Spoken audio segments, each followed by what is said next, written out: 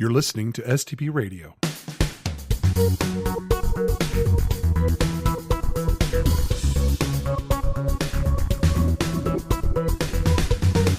Welcome back to STP Radio. I'm your host, Mike Lyles, and I'm so excited to conduct another interview with one of the upcoming speakers at our Spring 2017 STPCon conference. In case you've not signed up yet, STPCon will be in Phoenix, Arizona from March the 14th through the 17th this year. And if you reach out to me, I can share a discount code for your registration. Be sure to check out stpcon.com, where you can learn more about the conference, the speakers, our special events, and our conference pricing. You can also follow us on Twitter and Instagram. Look for @SoftwareTestPro on both of these social networks. So let's meet our guests for today. Today we have Anne Hungate. Anne has more than 20 years of IT experience in major companies and consulting firms, experimenting with both engineering practices and organizational design, and determined that people and trust are the keys to better software. Most recently, she led the global quality team for a leading financial services organization, helping the team prepare for agile adoption. Anne has presented at local and national conferences, sharing the lessons learned on her software quality journey, and has held both CSQA and PMP certifications, and she earned her MBA from Case Western Reserve University. Welcome to STP Radio, Anne. Thank you. I'm glad to be here. Well, it's so great to have you with us. Tell us a little bit more about you and how you got into testing. Oh, gosh, it's a long and twisted story. You know, I don't think there are any straight paths into testing. So I majored in everything in college and still didn't know what I wanted to do. And I joined a consulting firm and really found, when I went through my programming boot camp, just absolutely loved technology, loved the logic of programming. So I wore a lot of hats throughout. You know, I was a developer, technical lead, architect, and then I moved over into the project management. And in designing PMOs, I found that you can really do a lot of good running shared services. My sponsor at the time suggested that I look into quality.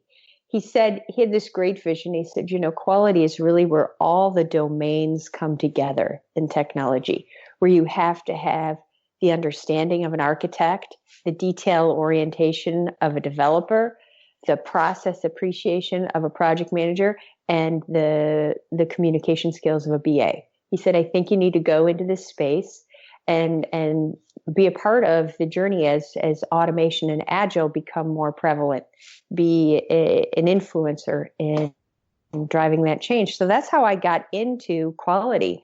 And now I've been in the space, since 2008. So 9 years I've worked in quality and I absolutely love it. I love the teams. I love driving engineering practices and bringing new ideas and bringing the domains together. Well, I had no idea that you and I have shared almost a similar journey. I was into software development myself.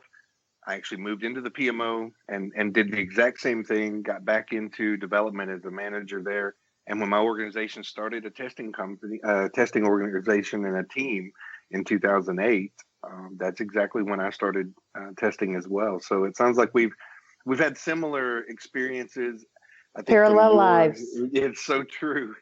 And when you look at, what I've seen your journey and I've seen the things that you've done, and it's very similar to the passion that I've had for testing as well. And I think you've taken on a lot of new areas and looking at how is testing changing. And you've got a workshop with us called the New QA Role and Value. And I've had other speakers on this very radio show tell me that your workshop is one that they are surely wanting to attend.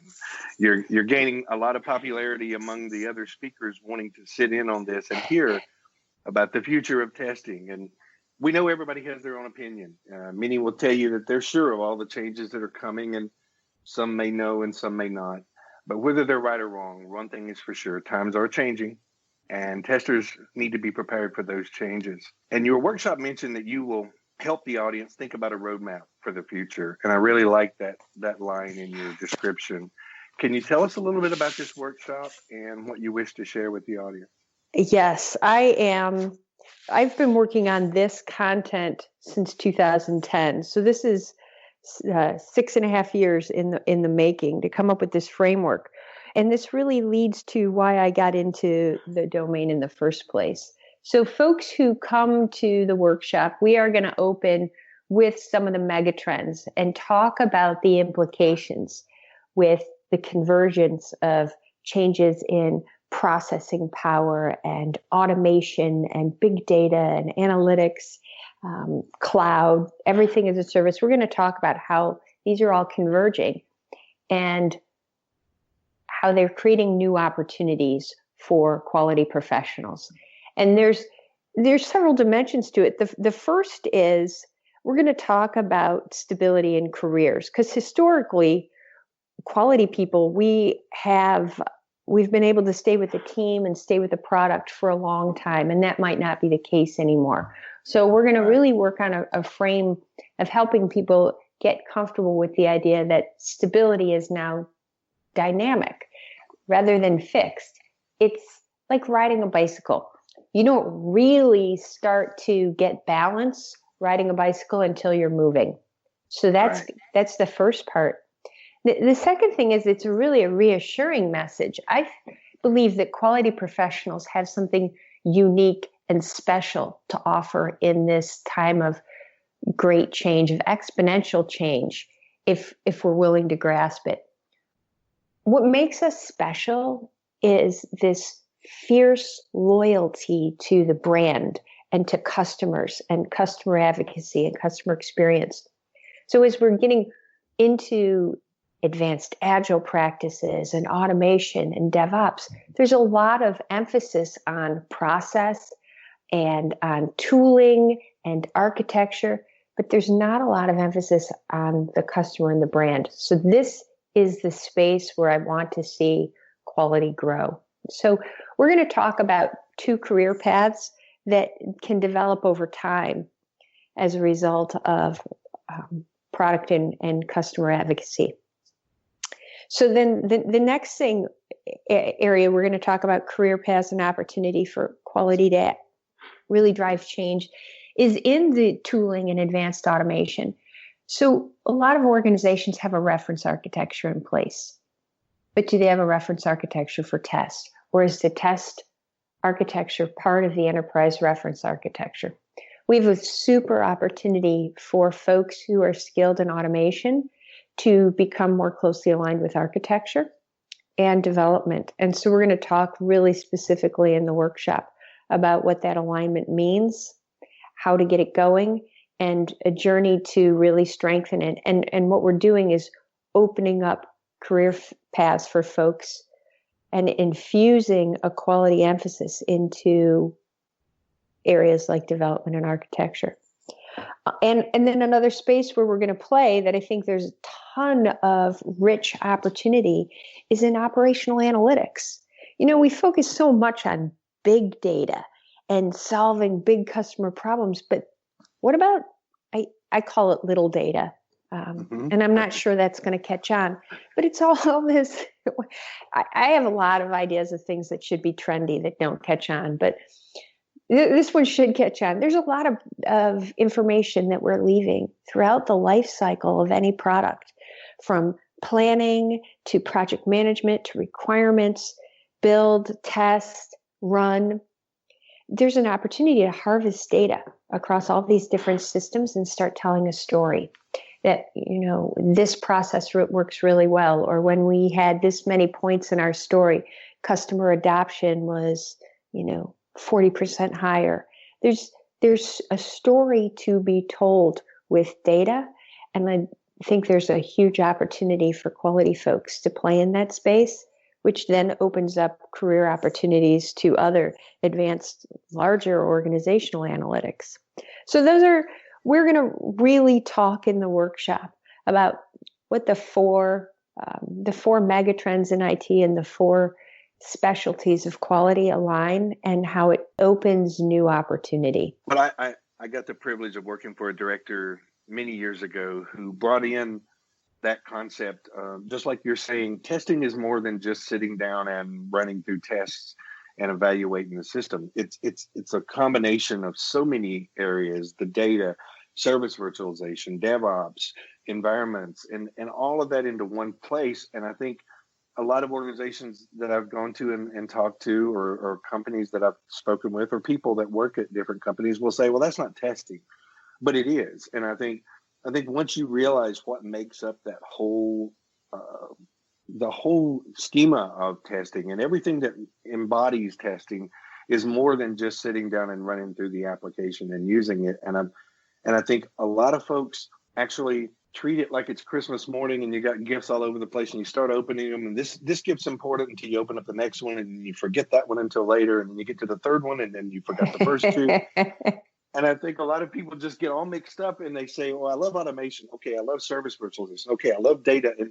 And they can't focus in one area. And I really like what your workshop's going to do here. And it's going to explain to people, here's the things you need to do. Here's why you're here. Here's what you need to look at. And I think there's going to be a lot of great takeaways that people can take right back to their organization, learning from someone who's been in the trenches, has led organizations at a senior level. And I'm really excited for what they're going to get from you in that. Right. I'm glad. I want people to leave being optimistic about this profession, not afraid that, their jobs are getting automated away. That's, I liken it to, and we'll talk about it in the workshop too, about Scribes when the printing press was invented. Mm-hmm. The printing press wasn't about putting scribes out of business. The printing press led to an explosion of literacy. And the printing press focused really on printing the Gutenberg Bible and the Book of Kells and a lot of mass production. Scribes were not put out of business right away. For hundreds of years, scribes continued to write prayer cards, indulgences, legal transactions, financial transactions, really painstakingly planning each page. But everyone that stuck with being a scribe missed the opportunity that came with literacy. Yeah. We had more teachers and writers and artists and publishers and librarians because we started sharing ideas in a whole new way. And to me, that's the best parallel to what's happening right now with all these megatrends in technology. And so what we're going to do when people leave the workshop, they're going to say, okay, I understand right now I may be a scribe. I'm using air quotes. You can't see because it's a podcast. But right now I'm a scribe, but I have a great affinity towards the product. And so these are some things I can do over the next 2 to 3 years to add value in my organization and create opportunity for me. Or I really like the tools. I like all the tools. I'm not sure which tool I like better.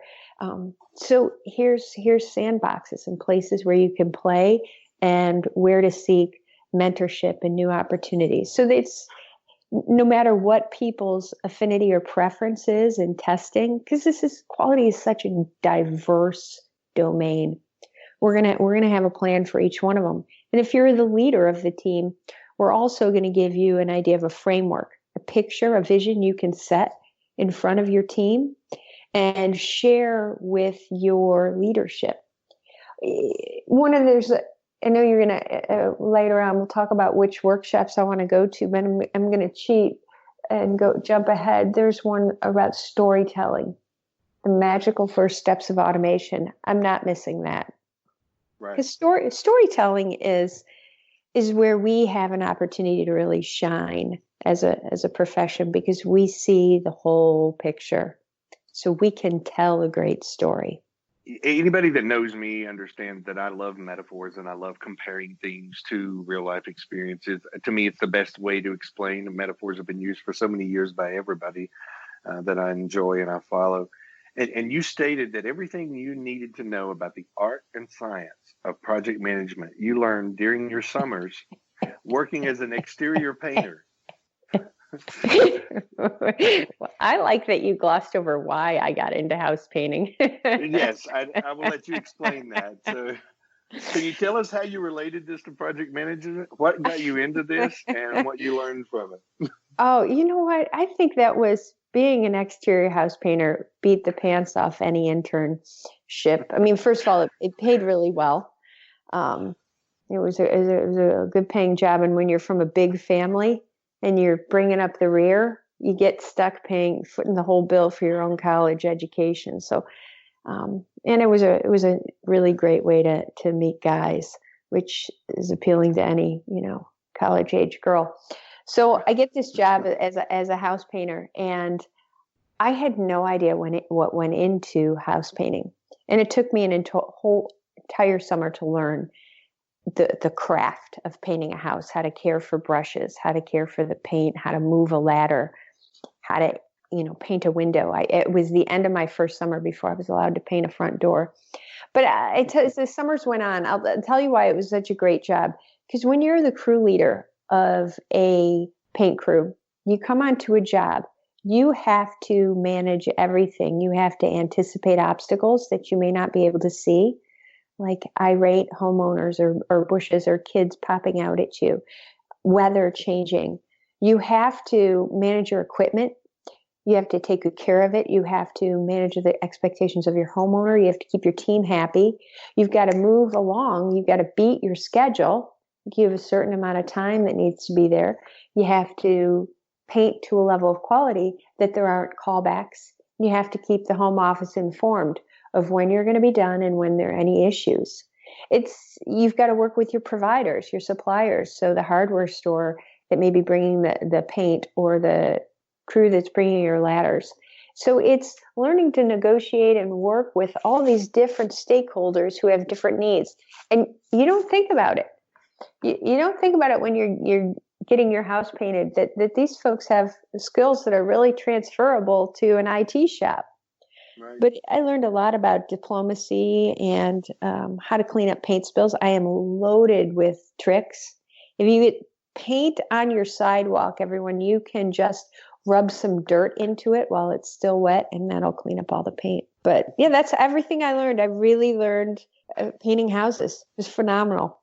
Well, it's funny you say that, because I think of project management experiences everywhere. There's a Chick-fil-A near my house, and they just closed down last week, and everybody in the whole city decided they wanted to get Chick-fil-A right before they closed, because they were going to be shut down to do remodeling until March the 2nd. And when they told me that in the window, and I drove by the next morning and I saw all the damage they had done to the inside of this Chick-fil-A that's beloved in their area, I thought, this is going to be like an IT project. I guarantee you March 2nd is going to come and it's going to go, and it's not going to be opened up. It's going to be 2 months before I get to eat there again. Nope, and it's going to be open March 2nd. I promise you.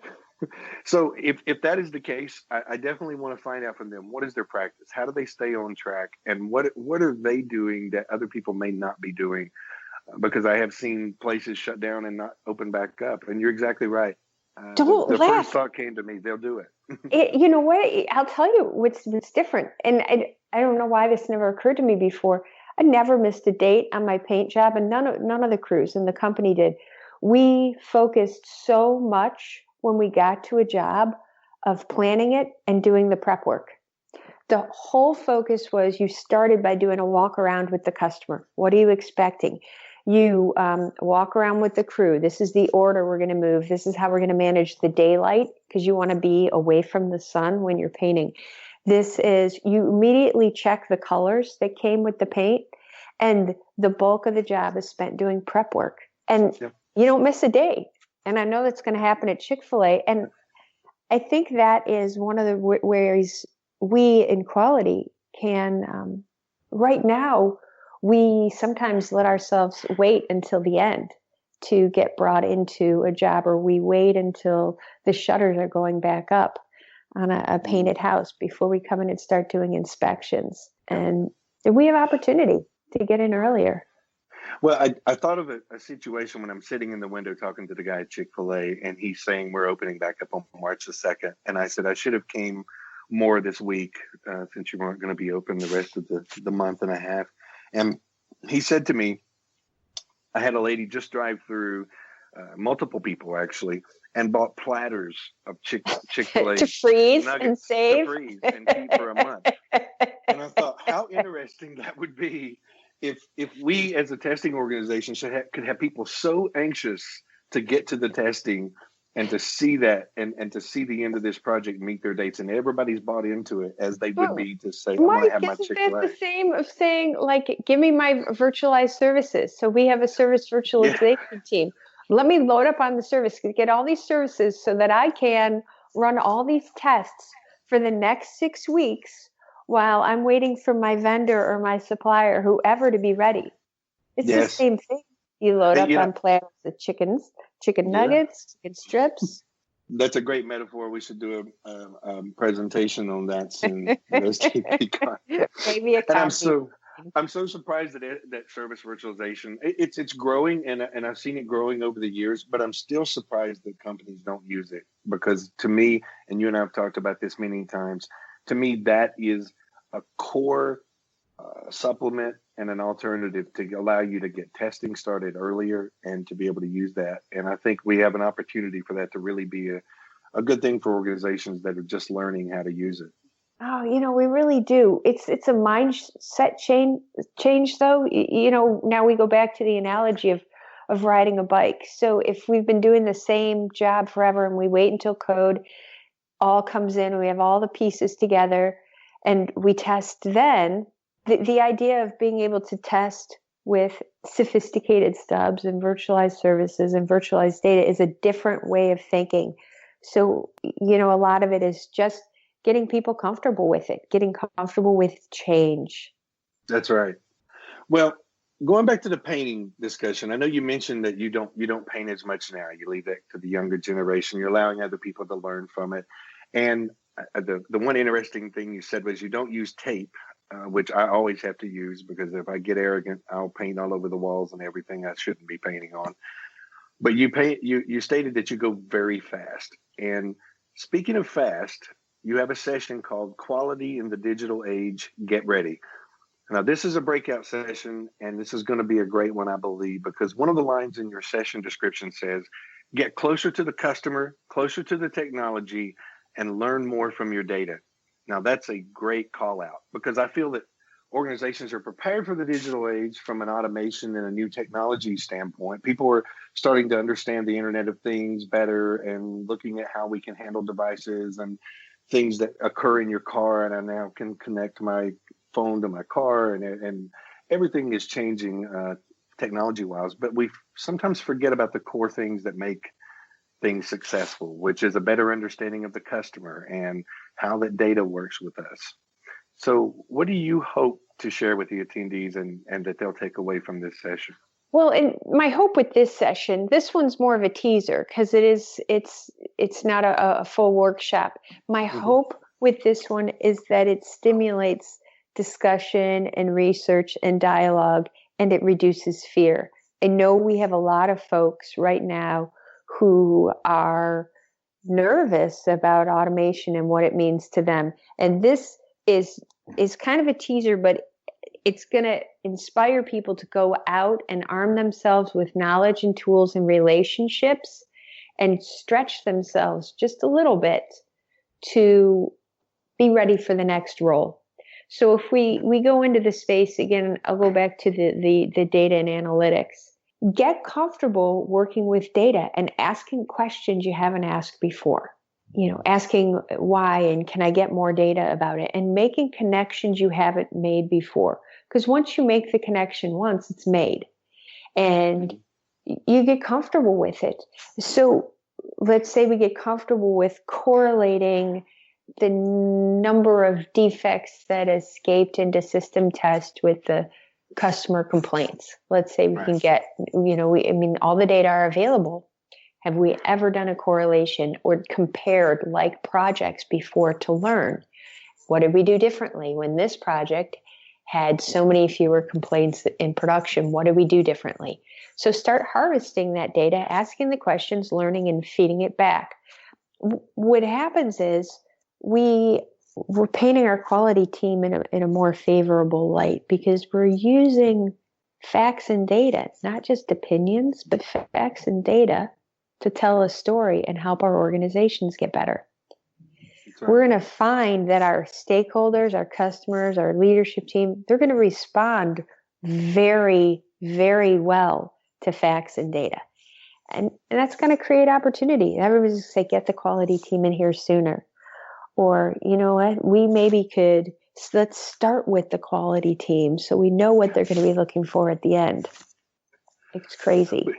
Yeah, well, I may be the only person that's done this, but there's been times I've been at a nice restaurant and I've said, can you bring the cook out? Because I know I don't get to meet the cook. I only meet the waiter or the waitress that's coming out and giving me the food. And sometimes it's just so good. I want to tell this guy, you did an amazing job. And I think from a testing standpoint, sometimes we're behind the scenes. You got your PMO in the front end talking to the business, and sometimes your developers may talk to them and you don't get that front end, that front line. And I think really understanding what the customer wants, letting them understand what we're doing and what we're trying to do. I've mentioned it many times in organizations I've been in. I ask them to start with why and look at why are we doing what we're doing? We're not here just to test. That's what we do. Why are we here? What are we trying to accomplish? And it's beyond giving quality and giving good products. It's I want my organization, whatever product I'm delivering, whatever the customer outside is getting, I want them to have the best experience possible. And I think if we can get it to that point, they're going to be asking for us, and they're going to be, saying, why don't, like you said, why don't we get testing involved right now during the requirements phase, during the design phase, so that we know what it's going to look like, so they can get an accurate picture along the way. Right. Because the loyalty isn't to the technology they're using or the process. The loyalty is to the customer's experience and the brand, the company's brand. And I think there's one other really interesting place where we can add value, and that is we know where everything is. Because once we start digging for a problem, we don't stop, and we understand what data and what calculations are done in digital systems versus legacy systems. So as the reality of hybrid, the need for hybrid solutions comes into place, where the digital has to talk to the legacy and the structured data has to talk to the unstructured data. We are the team that is in the best position to understand which calculation, what data is coming from where and why. It's a phenomenal place to be, and does nothing but create opportunity for us. Right. That's right. So I'm sure you've seen the awesome program lineup, and you actually mentioned one of the speaker or one of the sessions you were wanting to look at, or workshops. And as you look over these keynotes and sessions and workshops and some of the things that interest you, can you give us a little more on what you were looking at for this one, or some of the others? There's a couple. So I desperately want to go storytelling, but how am I going to choose between that? I think it's the same time as Nancy Kellen's got What the Hell Kind of Testing Is That? And how can you not go to a session with a snarky title like that? Yes. I'm super excited about Kristen's keynote, mapping out the next decade of testing, because I think that goes along a line with where I'm exploring. So not only do I want to go to her session, I want to grab a cup of coffee with her later on. And I wouldn't miss Angie Jones, The Build That Cried Broken. It's a clever title, but it's a really important content, and she does a great session. So I'm definitely going to head to that. You're picking some of the best ones. Nancy hasn't been with us in a long time, and I just had a radio interview with her, and we talked about her What the Hell Kind of Testing Is That? And it's very interesting what she's trying to do there. I'm really excited to see what the attendees take away from that. And people have said that to you. What is this? What are you doing? You're trying to do something different. Why are you doing it? Why are you changing? I think you'd mentioned a couple of the other folks. We have several new speakers who have been big speakers at other conferences, but have came to STPCon for the first time. This is her first time. Several others from all over the planet. I think this one's gearing up to be one of the best STPCons we've had, and I'm just really excited to see what everyone gets from it and what they can take back, and how things look next month. Well, it's a packed lineup. I'm bringing tons of business cards and my writing hand, and I'm going to take some notes and learn what I can. So I have one final question for you, Anne. This is your first time at STPCon, and I know you were supposed to be with us back in New Orleans a couple of years ago, but the question for you is, what are your expectations for this conference, and what do you hope to accomplish while you're there? My expectation is that I'd have a chance to meet a lot of people and sit on sessions and learn. So I'm just really going to gather new ideas, synthesize them with some of my ideas, and really connect with other professionals in this domain. You know, I've had some rich experiences, but nothing compares with sitting down and having a lively conversation at lunch with people you've never met before and hearing their stories and finding the similarities and hearing how they solved problems. That's where I get all my learning. So I go to session, but then I always sit with people I don't know, around a coffee table or at lunch or during a break and learn. And that is something that I see happen a lot at STP Con. I see it happen at other conferences, but to me, being part of this conference so many times, I see it the most at STP Con that I've seen it anywhere. Speakers are very open to just sit down and talk to different folks, very open to give their insights and to share notes and what they've learned along the way. And it's always a great opportunity. We have two different opportunities for social events. We have the speaker meet and greet on Wednesday night of the conference, and then we have the sponsor event on Thursday night. So it's two opportunities for folks to really hear from the speakers, hear from the sponsors, really sit down and talk to someone and get that hands-on one-on-one discussion. So it's going to be a lot of fun. Yeah, it should be great. And I just want to say to everybody, go talk to the speakers, go talk to the vendors, because, as a speaker, I want to hear from you. I want to know your experience, what you're thinking. I want to hear if I gave something that you don't think is a very good idea. I am totally open to it.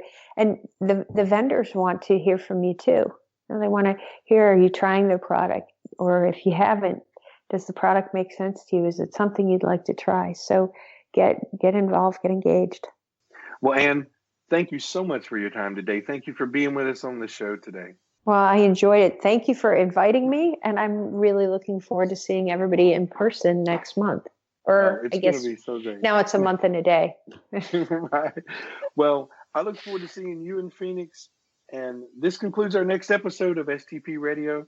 Thanks to everyone for listening. Stay tuned for more episodes. We have more speakers coming. And if you haven't signed up yet, you're going to miss getting to see Anne and these other folks.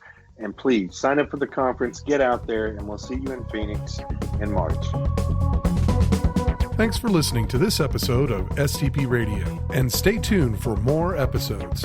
Learn more about the conference being held in Phoenix, Arizona, March 14th through 17th by visiting stpcon.com.